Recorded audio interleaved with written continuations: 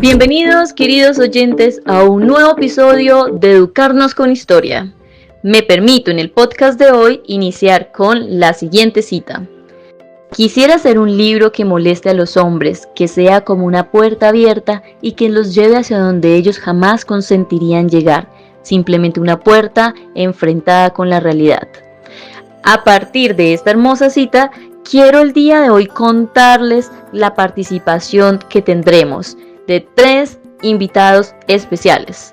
Ellos son Gabriela Ochsenbach, licenciada en Pedagogía e Historia y doctora en Ciencias de la Educación por la UNED, John Jairo Pérez Vargas, licenciado en Teología, magíster y especialista en Bioética y doctor en Educación de la Universidad Católica de Córdoba.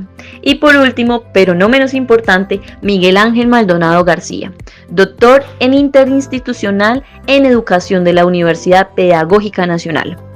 Estas 3 eminencias, investigadores en Historia de la Educación. Así que bienvenidos y por favor un fuerte aplauso. Doctor Pérez, un placer tenerlo aquí en nuestro estudio de grabación. El día de hoy vamos a reflexionar en torno a la historia y me gustaría iniciar pidiéndole por favor que nos contara cómo fue que surgió la educación en Colombia. Gracias a ti por la invitación. Hablar de la educación en Colombia es hablar de cómo el poder se articula en lo cotidiano. Desde el periodo colonial, la educación ha estado marcada en el dominio de la Iglesia Católica. Las universidades fueron fundadas por comunidades religiosas con la intención de evangelizar y controlar ideológicamente a la sociedad. La Universidad Santo Tomás, en 1580, la Javeriana en 1622, todas nacen de una estructura colonial que privilegiaba la formación de las élites criollas. Y aunque se consolidó una noción de modernidad en el siglo XIX, esa ruptura fue más bien simbólica que real. Lo que se propuso como un sistema de instrucción pública no dejó de ser una herramienta de exclusión. La inestabilidad política impidió la puesta en funcionamiento de los múltiples proyectos de formación de un sistema público de enseñanza. Además, como instrumento para la creación de los nuevos valores nacionales se recurrió a estrategias como la inclusión de la educación cívica en los contenidos de la enseñanza, el uso del catecismo políticos y a la creación de una serie de símbolos y fiestas nacionales que contribuyeron a este proceso también, pero desde un ámbito extraescolar. De esa manera, la educación se convirtió en el vehículo del proyecto civilizatorio, pero también en un instrumento para marginizar a quienes no encajaban en esa idea de nación moderna. El modelo escolar republicano reemplazó el dogma religioso por una instrucción racional, laica y útil para la vida cívica, pero excluyó a sectores populares e indígenas. Como historiadora, y es mi obligación decirlo, veo que muchas veces lo que se vendió como un avance fue en realidad una reorganización del poder. Gabriela, como la acabas de mencionar, la historia de la educación en América Latina es una historia de tensiones. ¿Podrías por favor profundizar este tema para la audiencia? Por supuesto. Desde sus orígenes, la escuela ha oscilado entre ser instrumento de control y espacio de posibilidad para la sociedad. Durante el siglo XIX se desarrollaron reformas que, aunque buscaban expandir la educación pública, lo hicieron con una visión centralista y homogeneizadora. En este contexto se buscaba crear una nueva identidad nacional, así que se proclamó el concepto de nación integrada por todos los ciudadanos que comparten valores y referentes culturales comunes. Sin embargo, esta escuela aspiraba a formar ciudadanos útiles al nuevo orden, pero desde una matriz elitista. De hecho, muchas de las reformas educativas se diseñaron para integrar, pero a menudo lo lograron bajo la condición de renunciar a lo propio, la lengua, la cultura, la historia, entre otros. ¿Sabías que en el siglo XIX la escuela en Colombia se convirtió en un escenario donde se disputa el alma de la nación y el control de la conciencia?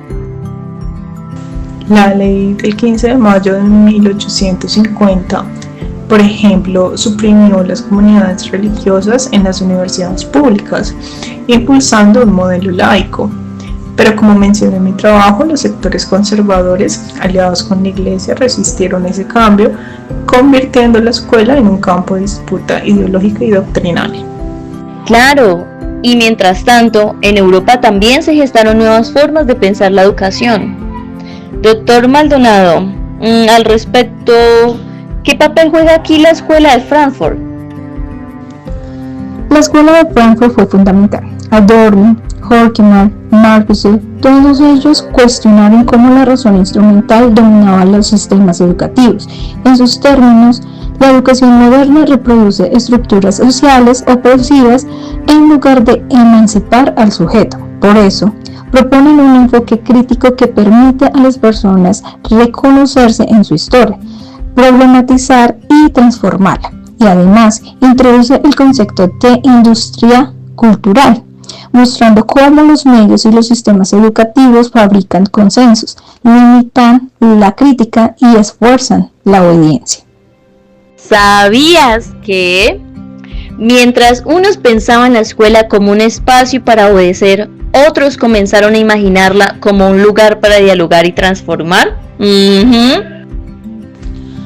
Otra escuela que aporta una mirada complementaria es la de Budapest. Lucas Agnes Heller plantea que no solo basta con criticar el sistema, sino que hay que construir prácticas educativas centradas en la dignidad humana. Propone una educación dialógica, democrática y multidisciplinar, es decir, que la escuela no sea un espacio de transmisión, sino de construcción conjunta de saber, una pedagogía situada, sensible a lo social y lo personal. No se trata solo de importar teorías críticas, sino de reconocer que en América Latina también hemos producido pensamiento pedagógico desde la experiencia, el dolor y la resistencia. En este momento se me viene Paulo Freire y la enseñanza de la educación, no en un ámbito neutral, sino como una fuerza para la domesticación o la misma liberación. Así que precisamente la preocupación por la formación de los maestros y la modernización del sistema escolar queda también patente en la efervescencia que se produce en la época de la discusión sobre los métodos de enseñanza y la organización de la vida escolar. Y es que esa efervescencia se ve en las escuelas rurales, en los procesos populares y en las universidades que no se resignan. Allí también se construye teoría crítica. En ese sentido, ¿la pedagogía crítica nace la teoría crítica o tiene raíces más diversas? Totalmente vinculada, pero también con vida propia. Freire afirma que la educación no es neutral, o es instrumento de domesticación o de liberación.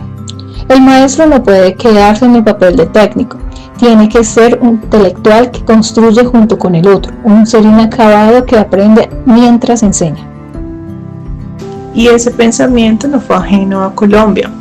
En los años 60 y 70, las pedagogías críticas se integraron en procesos como la educación popular, la alfabetización rural, las prácticas comunitarias. Como señaló en el análisis histórico, la pedagogía crítica no llegó solamente desde el texto escrito, sino desde la práctica colectiva que buscaba transformar las condiciones de vida. Para ir cerrando un poco los temas, ¿cómo podríamos hacer hoy en día una educación transformadora? Creo que lo primero es dejar de pensar que la historia de la educación es solo pasado, es presente, es una herramienta para repensar la escuela. Hay que recuperar las voces que fueron silenciadas, las mujeres maestras, las escuelas indígenas, los procesos comunitarios. Y también preguntarnos cómo hemos enseñado la historia de la educación, desde dónde, con qué intereses. Y revisar la formación docente. Hoy más que nunca necesitamos docentes críticos, conscientes de su contexto, capaces de construir pedagogías desde su realidad. No basta con enseñar contenidos, hay que formar pensamiento. Antes de una última reflexión, no puedo resistirme a un par de datos curiosos. ¿Sabías que durante el siglo XIX muchos padres retiraban a sus hijos de la escuela porque les estaban enseñando a pensar demasiado? Parece que el pensamiento crítico siempre ha sido un poco subversivo. Ahora sí, una última reflexión. ¿Enseñar para obedecer o para transformar? para transformar, sin duda, porque la historia nos ha mostrado que quien controla la educación controla el futuro. Para transformar con memoria, para no repetir los errores y reconocer las resistencias, y para, ¿por qué no?, imaginar otros futuros posibles.